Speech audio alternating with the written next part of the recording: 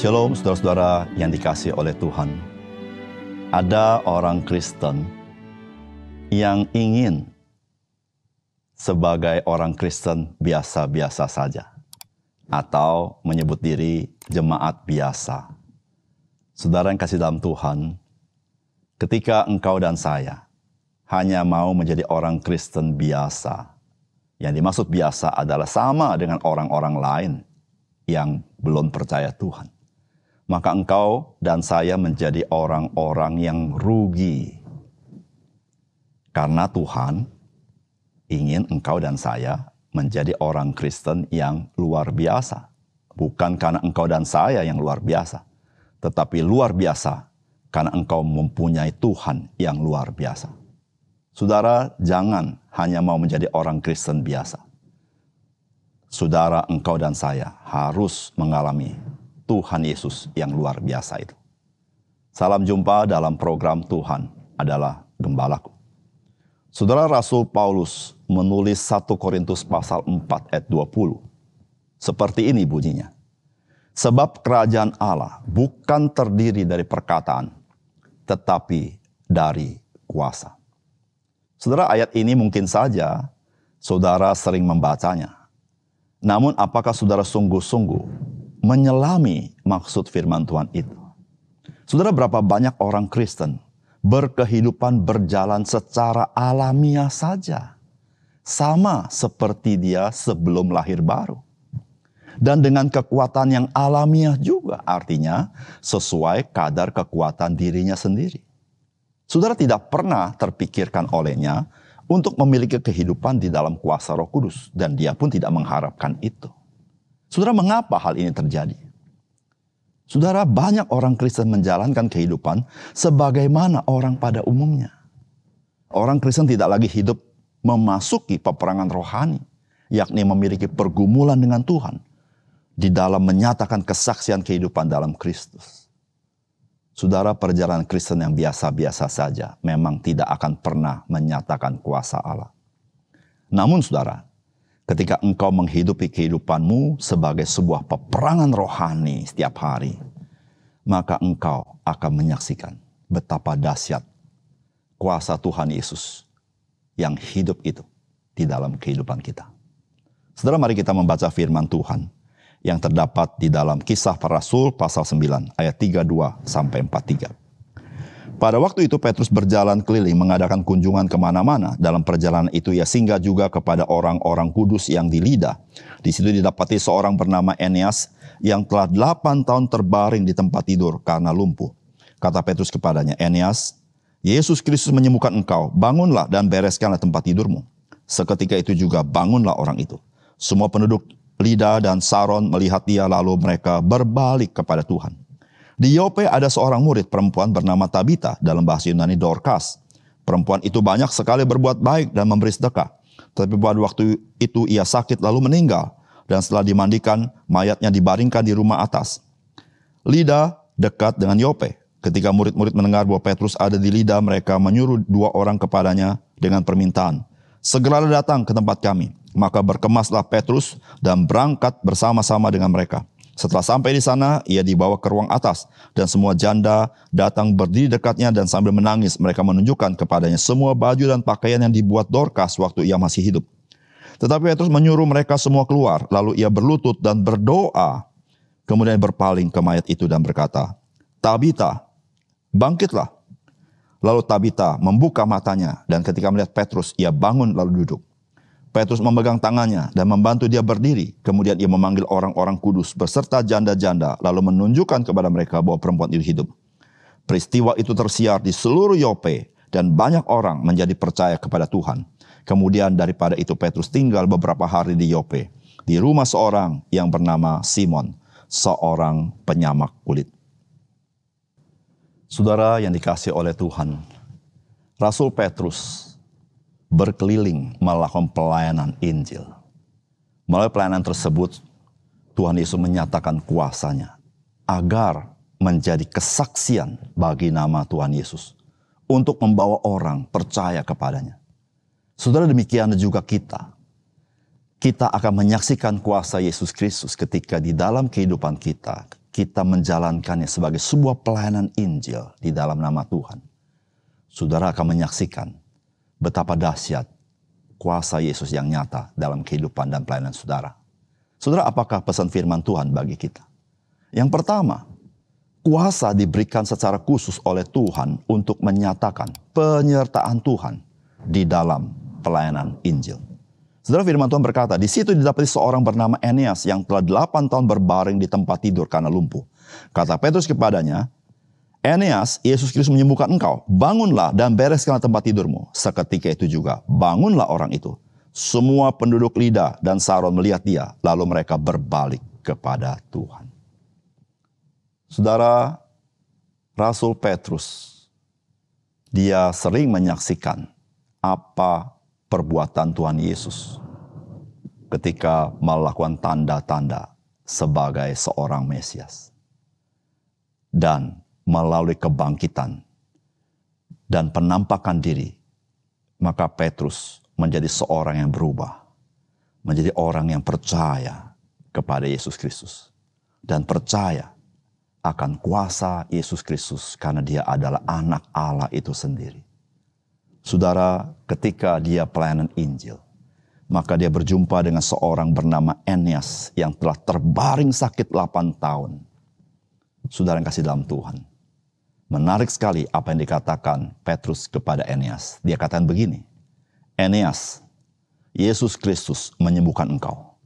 Bangunlah dan bereskanlah tempat tidurmu. Saudara-saudara yang kasih dalam Tuhan, Petrus percaya Yesus Kristus sanggup menyembuhkan Eneas dan membangunkan dia kembali. Saudara, mengapa Petrus begitu percaya? Karena Yesus Kristus hidup. Dan di mana Petrus ada, Yesus di sana. Dan dia masih bekerja. Bukan saja sampai pada masa rasul-rasul, sampai hari ini dia masih bekerja. Saudara, Tuhan memberikan dia kuasa di dalam nama Yesus untuk melakukan hal-hal yang melampaui akal budi dan melampaui hal-hal alamiah. Dengan satu tujuan, supaya orang-orang mengenal siapakah Yesus Kristus. Saudara, ketika orang melihat Eneas, maka mereka berbalik kepada Tuhan. Saudara yang dikasihi oleh Tuhan. Saudara, ketika kita memanggil nama Yesus, saudara, kita sedang memanggil pribadi daripada Yesus Kristus.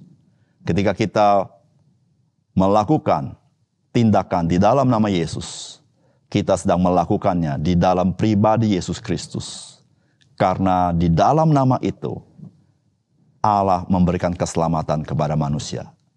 Oleh karena itu, saudara yang kasih dalam Tuhan, Tuhan memberikan kita orang Kristen kuasa. Dengan satu tujuan, supaya orang-orang lain boleh mengenal Yesus Kristus. Saudara, ini sesuai dengan amanat agung Tuhan Yesus. Supaya engkau dan saya pergi dan memberitakan kabar baik, yaitu Injil keselamatan. Ada pengampunan dosa di dalam darah Yesus Kristus. Dan keselamatan diberikan bagi mereka yang percaya. Saudara, amanat agung Tuhan adalah amanat yang penting dan serius.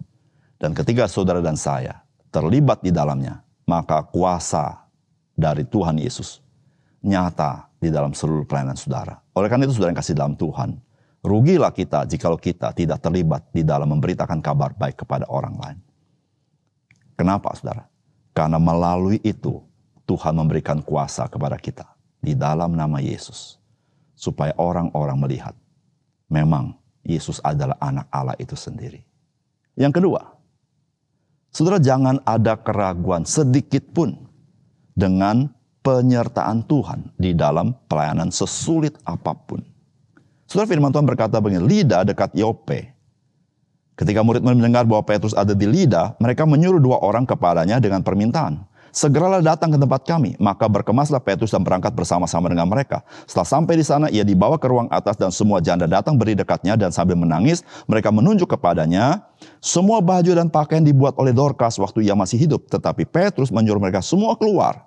Lalu ia berlutut dan berdoa. Kemudian ia berpaling ke mayat itu dan berkata, Tabita, bangkitlah. Lalu Tabita membuka matanya, dan ketika melihat Petrus, ia bangun lalu duduk. Saudara yang kasih dalam Tuhan, peristiwa ini adalah peristiwa yang sangat istimewa. Karena orang yang dilayani yang bernama Dorcas atau Tabita sudah meninggal dunia. Saudara, kita tidak tahu bagaimana pergumulan Petrus ketika berjumpa dengan mayat daripada Dorcas ini.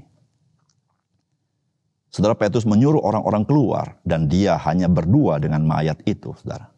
Dan Alkitab mencatat, Petrus berdoa. Saudara, dalam peristiwa Eneas, Petrus tidak perlu berdoa. Dia hanya berkata, Eneas, Yesus Kristus menyembuhkan engkau. Bangun. Bereskanlah tempat tidurmu. Tetapi ketika berjumpa dengan Dorcas yang sudah meninggal, Alkitab mencatat, Simon Petrus berdoa. Saudara yang kasih dalam Tuhan, Simon Petrus dengan kita adalah sama. Tetapi saudara, Simon Petrus, dia belajar percaya kepada Tuhan yang hidup.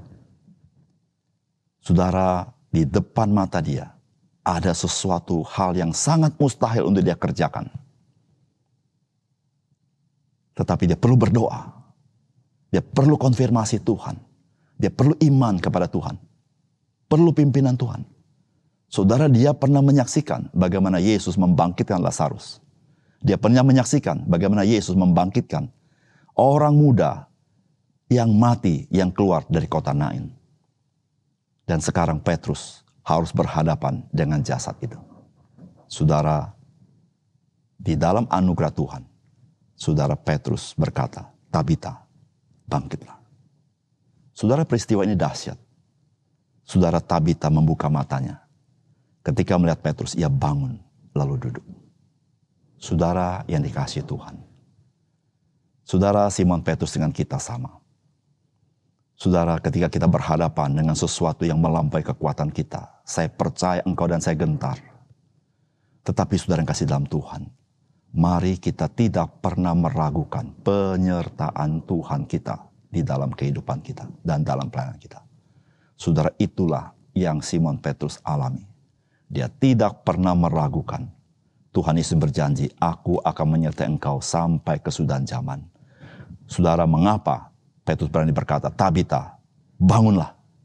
Karena dia tahu ada Tuhan Yesus di sana. Bukan dengan kuasanya sendiri. Bukan karena bisa-bisa sendiri. Tetapi Yesus Kristus, dia yang bekerja dan dia yang menghidupkan Tabita kembali. Karena hidup kita adalah pemberian daripada Tuhan Yesus. Saudara yang kasih dalam Tuhan, betapapun sulitnya pelayanan kita, kehidupan kita, tantangan kita hadapi, saudara jangan pernah ragu akan penyertaan Tuhan Yesus. Di dalam namanya, saudara, di dalam namanya. Saudara, kuasa yang sangat besar, melampaui apapun, dan tidak ada yang dapat menahan ketika Tuhan Yesus menyatakan kuasanya. Mari saudara, kita melayani Tuhan, dan kita menyaksikan betapa ajaib dan heran Tuhan kita. Mari kita berdoa. Bapa surga, terima kasih untuk kebenaran firman-Mu. Biarlah firman-Mu meneguhkan kami. Betapapun sulit, betapapun tantangan begitu berat, kami tidak pernah meragukan akan penyertaan Tuhan. Bahkan Tuhan memberikan kami kuasa, supaya kami boleh menyatakan kuasa Kristus, sehingga orang mengenal Engkau. Oleh karena itu Tuhan, kuatkan iman kami, sehingga kami boleh hidup sebagai orang percaya, dengan sungguh-sungguh, sebagai orang percaya yang dipakai Tuhan dengan luar biasa, bukan karena kami luar biasa, tetapi karena kami mengalami Tuhan yang luar biasa dalam hidup kami. Terima kasih Tuhan, dalam nama Tuhan Yesus kami berdoa. Amin.